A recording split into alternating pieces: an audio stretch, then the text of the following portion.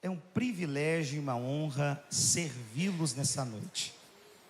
Eu quero externar minha gratidão em forma de agradecimento ao reverendo Douglas pela bondade e pela generosidade desse convite. Eu sei que para um pastor local ceder esse espaço no domingo é difícil, visto que é no domingo que temos a maior parte da igreja reunida e o pastor aproveita esta oportunidade para direcionar, para instruir, muitas vezes para ajustar o que precisa ser ajustado. Eu orava nessa tarde na minha residência por esta noite e o Senhor me deu uma palavra.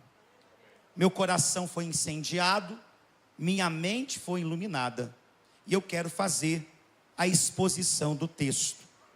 O tema que eu quero trabalhar é manjedoura, o berço do Deus que se fez menino. Manjedoura, o berço do Deus que se fez menino.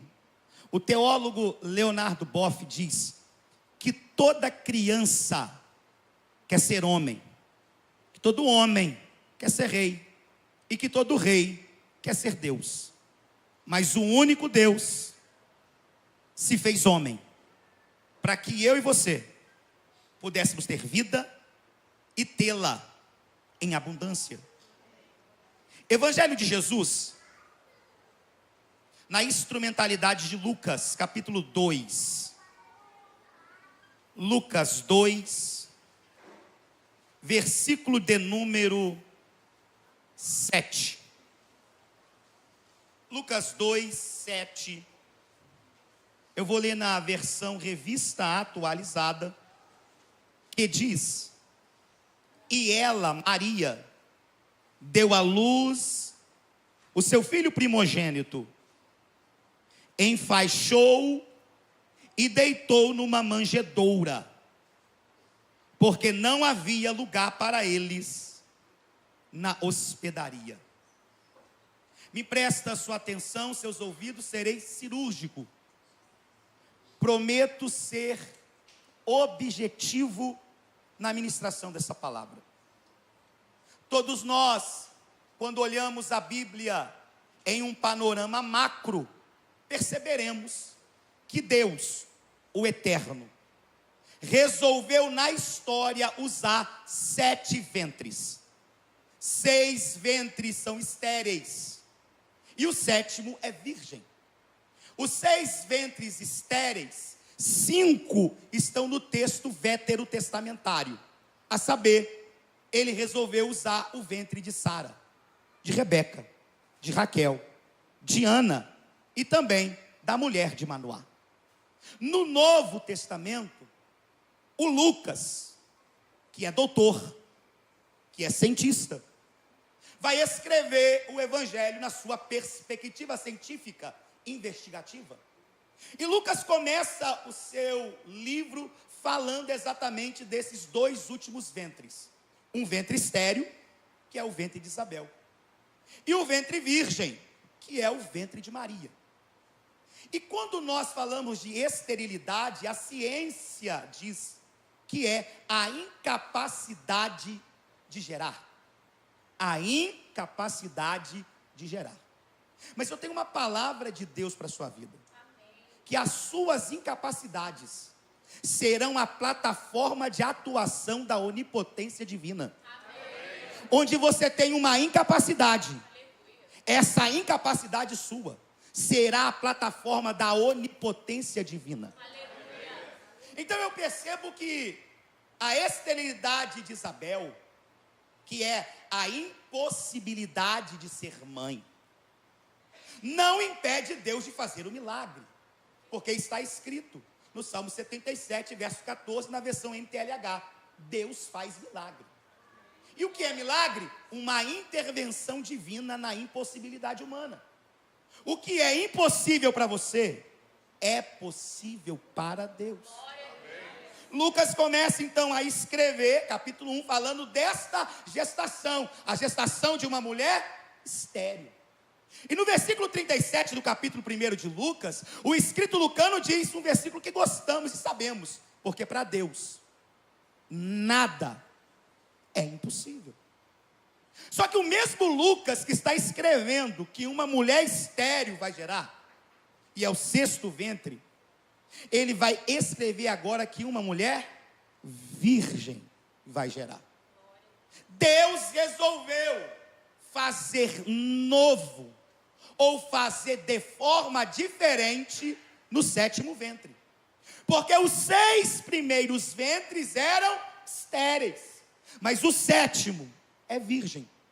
Para que se cumprisse talvez Isaías 43:19. Eis que faço uma coisa nova.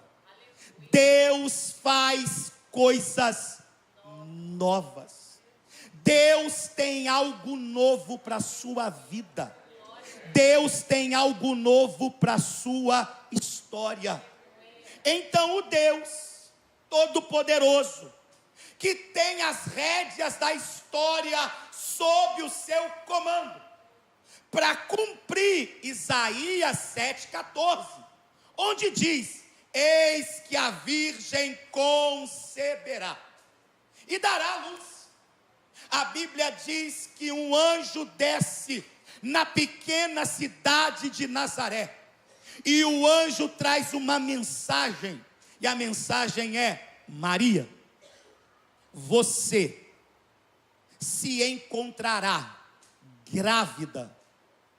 Mas como isso vai acontecer se eu nunca tive contato físico com o varão? E o anjo responde: descerá sobre ti o Espírito Santo e te cobrirá. Essa expressão cobrir aqui é correlacionada a Salmo 91, que diz que aquele que habita no esconderijo do Altíssimo, a sombra do Onipotente descansará. Em algumas versões diz que a sombra do Onipotente o cobrirá. Então o que ela vai gerar, ela só está gerando, porque a sombra do Onipotente está sobre a vida dela.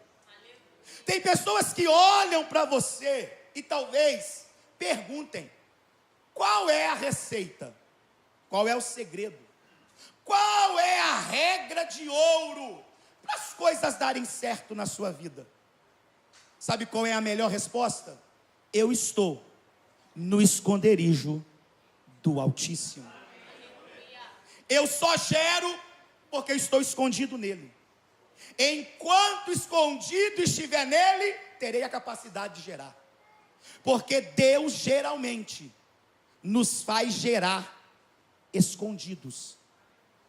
Deus, antes de nos colocar em evidência, antes de preparar uma plataforma de visibilidade, primeiro, Ele te molda, Ele te constrói, Ele te forja no anonimato, escondido nele. Que Ele apareça, que eu diminua, que Ele seja visto e que eu me esconda atrás da sombra dEle. Então o texto diz que o anjo anuncia a Maria isso e diz: o Espírito vai fazer você gerar. Porque o que você vai gerar não vem de você, não é pela sua intelectualidade, não é pelos seus méritos, não é pelo seu gabarito, não é pela sua formação acadêmica. O que você vai gerar é fruto do Espírito Santo. Que o Senhor ilumine a sua mente na noite deste domingo, para que você comece a gerar projetos da eternidade na terra. O texto diz que o anjo fala com ela, que ela vai gerar. E quem é mãe aqui sabe que quando uma mulher começa a gerar, mudanças acontecem no seu corpo físico. Quem quer gerar precisa se preparar para ter desconforto. Ninguém gera na zona do conforto. Só geramos quando estamos em confronto. Comodidade não ajuda ninguém a crescer. O que ajuda alguém a crescer, o que ajuda alguém a desenvolver é o confronto. E aí eu vou perceber que ela vai sofrer modificações do seu corpo para que ela pudesse gerar um projeto de Deus. Só se gera projeto de Deus quando eu entendo que eu preciso sair da minha zona de conforto e permitir que algumas responsabilidades norteiem a minha caminhada. Mas o mesmo Deus que fala que ela vai gerar é o Deus que vai falar um nome para o pai José. Porque o nome não é revelado a Maria, o nome é revelado a José. É como se Deus estivesse falando para os dois: eu comuniquei que você vai gerar, mas também estou comunicando quem queria te deixar, o nome do que você está gerando. Porque eu não dou projeto para um, eu dou projeto para uma família. Se no teu projeto não cabe a tua esposa, quem te deu esse projeto não foi Deus. Se no teu projeto não cabe os teus filhos, esse projeto, quem te deu não foi Deus. Porque projeto de Deus, cabe eu, cabe a minha família. Porque Deus é Deus de família. Essa mulher vai começar a gerar, a barriga vai crescer, o bebê vai se desenvolver dentro do seu ventre. Próximo já a 9 meses. Um decreto será assinado. Esse decreto, versículo de número 1, capítulo de número 2, foi assinado por César Augusto. É um recenseamento. César Augusto quer fazer um alistamento, uma contagem de todos os judeus que estavam debaixo do jugo do Império Romano. Só que esse alistamento só acontecia na cidade natalícia, na cidade de onde eles eram oriundos, provenientes. Eles deveriam fazer ali uma transição de geografia para a cidade onde nasceram, a fim de se alistar. Versículo de número 2 diz que não é o primeiro alistamento, não é o primeiro recenseamento. O primeiro recenseamento fora feito por Quirino. Mas agora, perto de dar à luz, essa mulher, Maria, grávida, junto com seu esposo, por causa de um decreto, vai ter que mudar de geografia, vai ter que sair de Nazaré e vai ter que ir para Belém. E escute o que eu quero liberar para você. Não é apenas um decreto que foi assinado. O que está acontecendo aqui é Deus trabalhando no bastidor para cumprir uma promessa. Porque talvez você não esteja vendo nenhuma evidência de que Deus está fazendo alguma coisa, mas Deus trabalha nos bastidores. Deus trabalha atrás das cortinas, preparando tudo para cumprir profecias e promessas. O decreto diz que todo judeu tinha que sair e ir para sua cidade oriunda. Então José e Maria saem de Nazaré e vão para Belém. Mas não havia uma profecia? Em Miqueias capítulo 5, no versículo de número 2, que o Salvador nasceria em Belém. Deus mexeu de norte a sul. Deus mexeu de leste a oeste. É gente saindo de uma cidade, a gente indo para outra. É gente de outra cidade vindo para a cidade de onde você saiu. Há um trânsito intenso de um lado para o outro. É alguém correndo para cá, é alguém correndo para lá. Porque precisamos nos alistar. Alguém desapercebido vai dizer: é só um alistamento, é só um decreto que César Augusto assinou. Mas para quem tem óptica e perspectiva espiritual, vai entender que Deus, para cumprir promessas, faz homens assinar decretos. Deus, para cumprir promessas, Ele faz pessoas mudarem de geografia. Ele traz quem está longe para perto, Ele leva para longe quem está perto. Porque Deus, quando quer cumprir promessas, Ele sabe o lugar que eu quero. Olhe para mim, preciso que você entenda isso. Algumas promessas só vão se cumprir no lugar certo. Eu preciso estar na geografia certa. Se eu não estiver na geografia certa, não acontece o cumprimento da promessa. Então, querido, Fique muito ligado. Quando começar a acontecer decretos, porque decretos é a maneira ou uma das maneiras que Deus escolheu para cumprir promessa. Quando José e Maria chegam em Belém, o que acontece em Belém? A história você já conhece. Estamos chegando perto do Natal.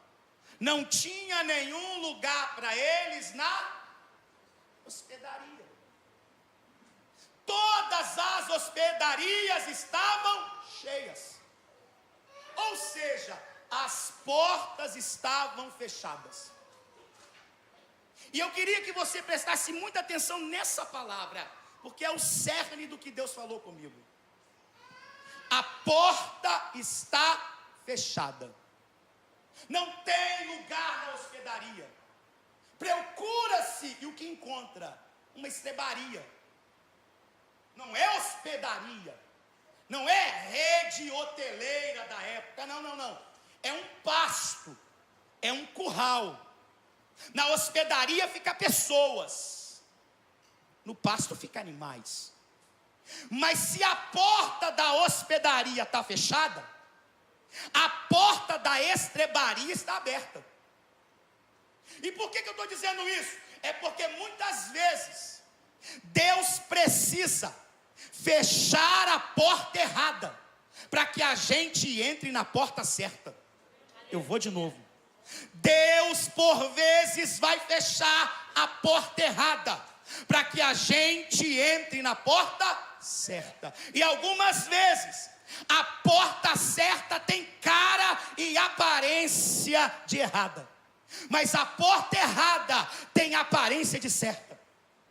E por causa dessa aparência dúbia que quer nos confundir, insistimos para entrar na porta errada, enquanto a porta certa está aberta para nós. O que eu quero trazer e aplicar para você é muito simples e muito fácil. Se Deus está fechando alguma porta na sua vida, entenda, essa porta não era certa. Poderia ter aparência de certa, mas no final era a porta errada. E se talvez você está desprezando uma porta porque ela tem aparência de errada, talvez essa porta que você acha que é errada seja a porta certa para você. Porque o Cristo não deveria nascer em hospedaria. O Cristo deveria nascer em uma estrebaria.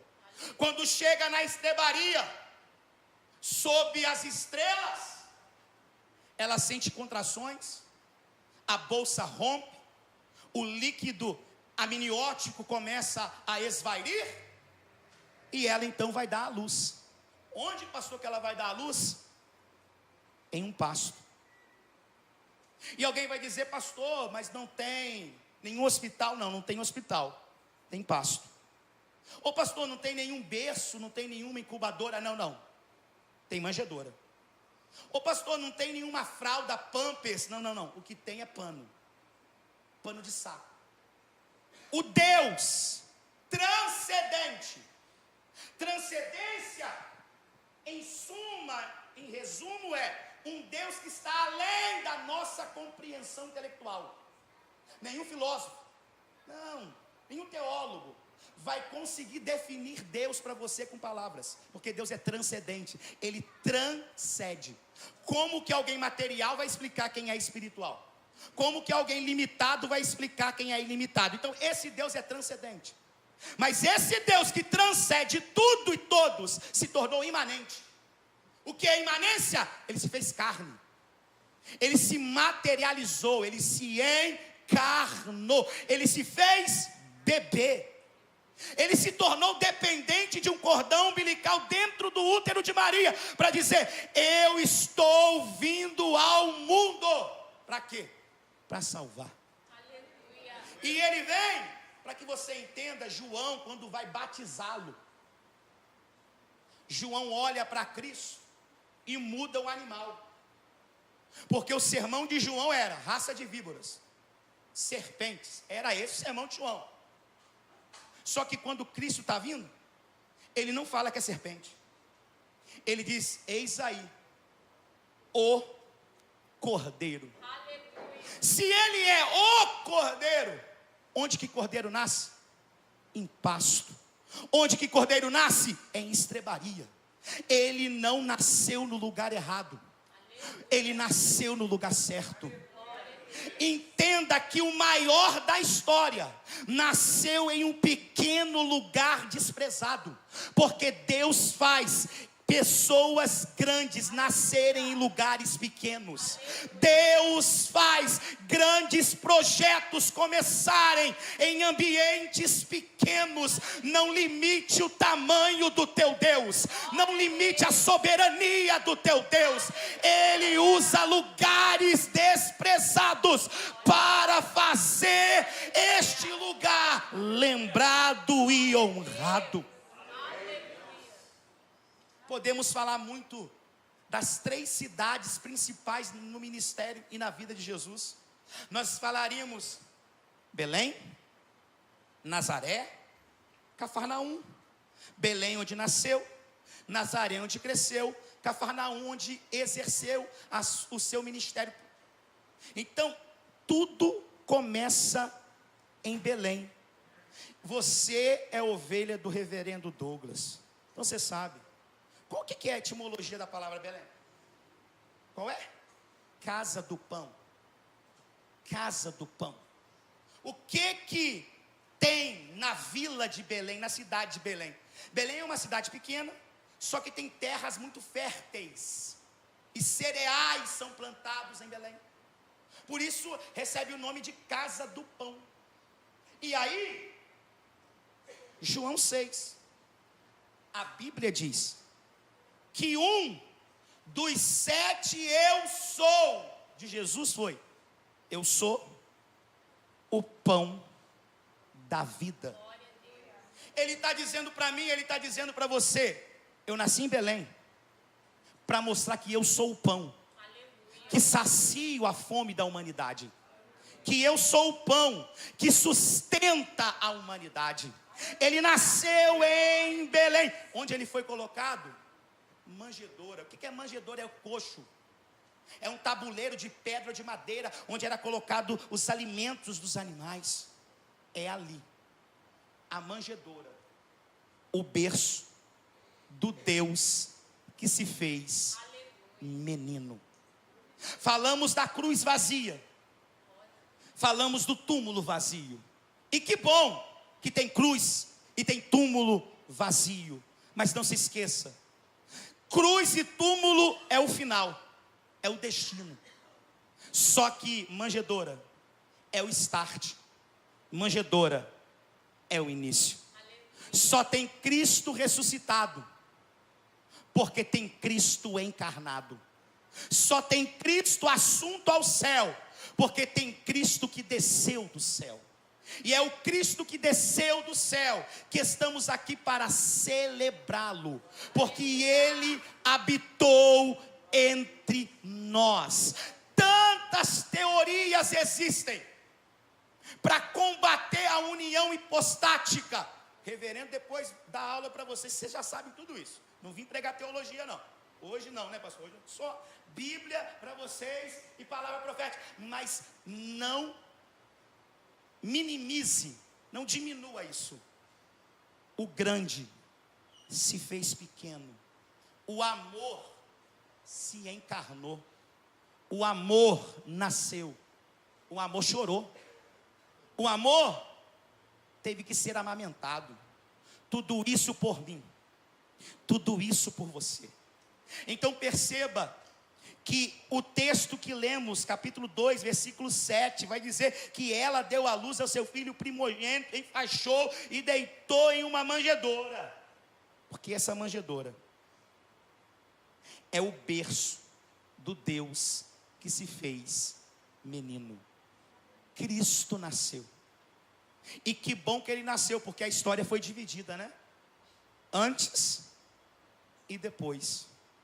Agora na faculdade você vai ver que eles estão tentando trocar a abreviatura. Não é mais AC nem DC, né?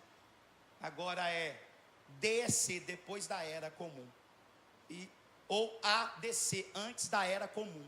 Eles estão tentando tornar divino comum.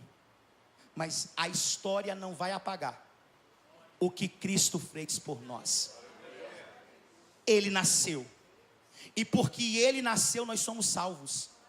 Sem nascimento não há remissão, sem nascimento não há perdão, sem nascimento não há céu para mim, céu para você. Eu louvo o Cristo que ressuscitou, mas eu louvo o Cristo que encarnou. Ele nasceu por mim, Ele nasceu por você. Eu não sei o dia, né, pastor? Não sei se foi dezembro, se foi junho, se foi julho. Quem somos nós para discutir quando Ele nasceu? Mas fato é, Ele nasceu. E Ele escolheu os meios mais baixos, as portas mais baixas para entrar na terra. Ele escolheu uma cidade pequena. Ele escolheu uma mulher virgem.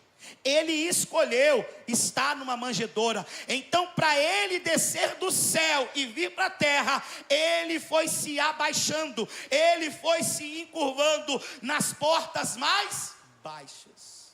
Só que o Salmo 24 você conhece e eu também. E o Salmo 24 diz que o mesmo Deus que desceu, subiu. Se para descer Ele se encurvou e as portas eram cada vez mais baixas, para subir, levantai, ó portais eternos. E por que levantar?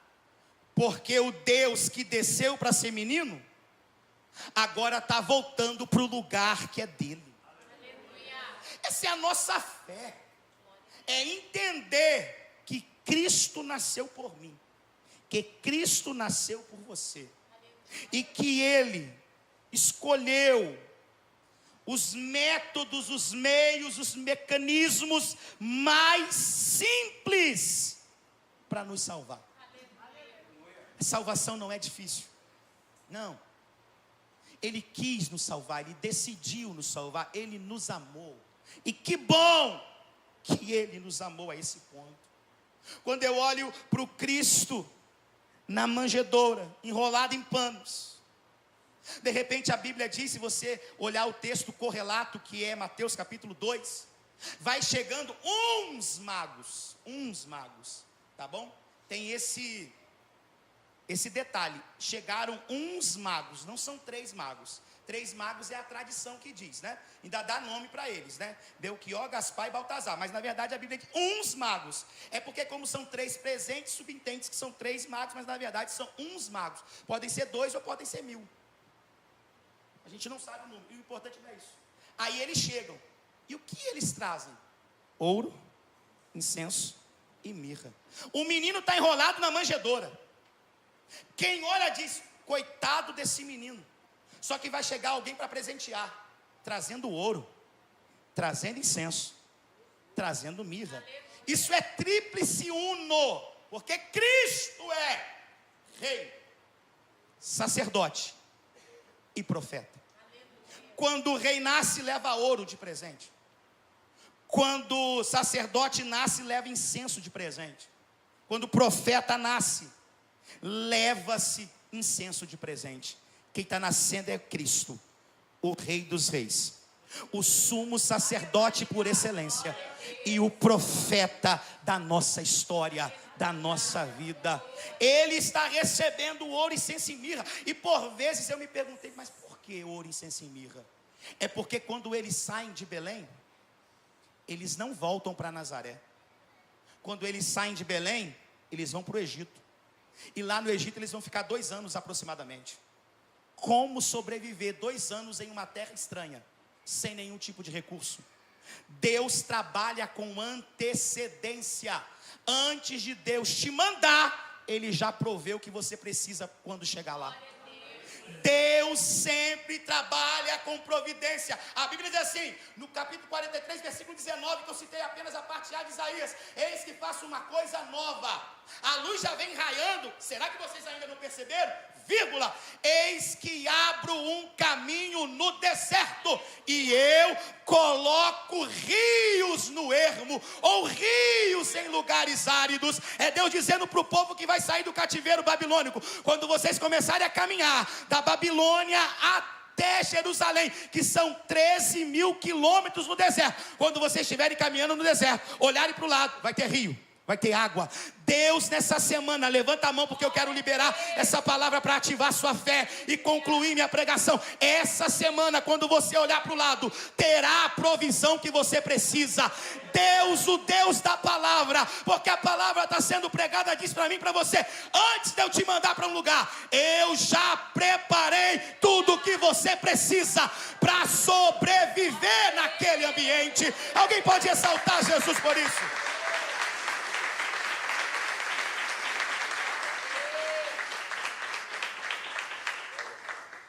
Um menino nasceu. Talvez,